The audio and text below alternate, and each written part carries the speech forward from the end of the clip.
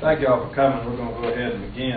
We've got so many mics here, I can't hold my notes, but that's a good problem to have. Before we start, I want to introduce the leadership team of the Mississippi Republican Party. We have my colleagues on the Republican National Committee, our National Committee man, Henry Barber, and our National Committee woman, Cindy Phillips here. Also, we have my Vice Chairman of the Republican State Party, Jeannie Luckey, and Rita Ray, who's President of the Mississippi Federation of Republican Women. Let's jump right into why I've asked for you to come.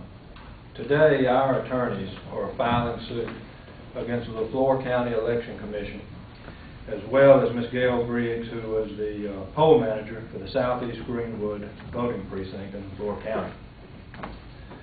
This all started on Election Day. As y'all know, we had a pretty extensive ballot security program where we were going to do our best to ensure a fair and honest election around the state. And at this particular precinct, our poll watchers at first were not allowed into the precinct itself to even view what was going on, to watch the procedures, and just to do their job. Eventually they were allowed in, but once they were allowed into the voting precinct, the poll manager placed them in an area where they could not adequately perform their duties. They couldn't see what was going on at all. There was a distance of several yards away from the actual process itself. That day, we filed for an injunction asking the court to mandate that the poll workers allow our poll watchers to effectively carry out the duties that they were sent there to carry out. Due to the time restraints of that day, though, the court was unable to act on it, and time passed. Now, after the election, we started talking with these poll watchers and other poll watchers we had around the state. And we began reviewing the notes that these poll watchers had and found that the problems in this particular precinct went much further than our poll watchers themselves just simply not being allowed to visually see everything that was taking place. In your package, you've got a press release that outlines that, the issues as well as the suit itself. Another thing we discovered while we were investigating this through our notes was we found that the Secretary of State's office had been contacted during the election day with several complaints, and they also had sent someone to monitor what was going on at the precinct. And through open records law, we obtained a copy of the report from the Secretary of State's office, and we found that the report of Secretary Hoseman's staff corroborates all the testimony by our poll watchers, that there were indeed problems.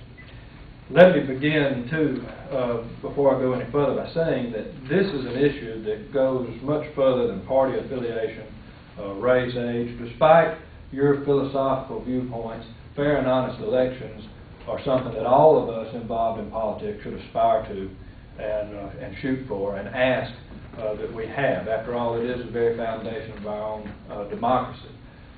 Before the election, the only Democratic statewide official, Jim Hood, issued a statement reminding voters and poll workers, election officials around the state, of these very laws that we found to be and believed to be have been broken in this precinct. That individuals that need assistance in voting, that the law says that if they are blind, disabled, illiterate, that they can ask for assistance and then receive it under those pretenses. There's another law that he reminded everyone of, and that was that the only people allowed in the voting precinct basically are your poll workers, your poll watchers, and the individuals voting, your election officials and the individuals carrying out that process. No one's allowed to loiter around inside the voting precinct.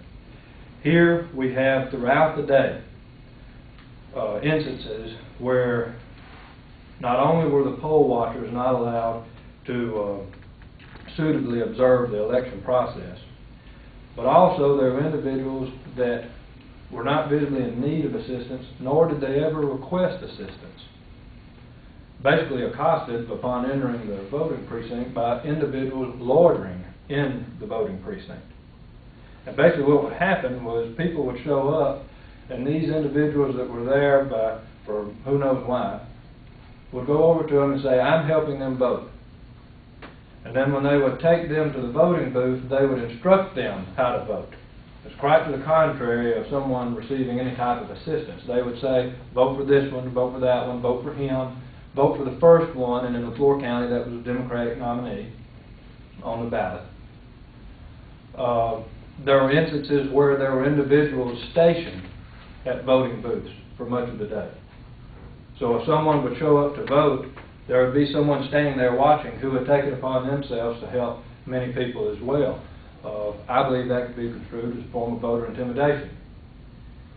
Further than that, it was also found that individuals that needed to vote by affidavit ballot, in some cases, were taken into a room adjoining the building where the actual election was taking place.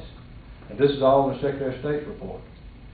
That too is outside of a state law. All of these violations were brought to the attention of Ms. Griggs and her bailiff, and no action was taken whatsoever. Before the election, I said that we were very serious at making sure that this election process was fair and honest and above board. And those were not hollow threats when I said that if we found individuals that were violating this, that we were going to take them to task. And that's why we're here today. Basically, what we're doing now is we're asking for the court to step in again to ensure that this never happens again. We want more teeth, basically, than what the law even has by having a court order that says, or mandates rather, that the election officials in Leflore County must carry out these very election laws that we expect to be carried out, that General Hood expects to be carried out, that anyone for open and honest elections would expect our election officials to carry out. Some would say that this is a moot point because the election's over. That's not true. We can show that this is of public interest. We can show that this activity can be repeated. And we can also show that the situation we found ourselves in on election day, where time would not allow for a judge to get involved and rectify the situation before where it could do any good, that we could find ourselves back in that situation as well. So we're asking for them to court to order not only that the current Leflore County Election Commission, Ms. Griggs, but all of their successors be ordered by the court to follow these laws that, quite frankly, they took an oath before the election to uphold.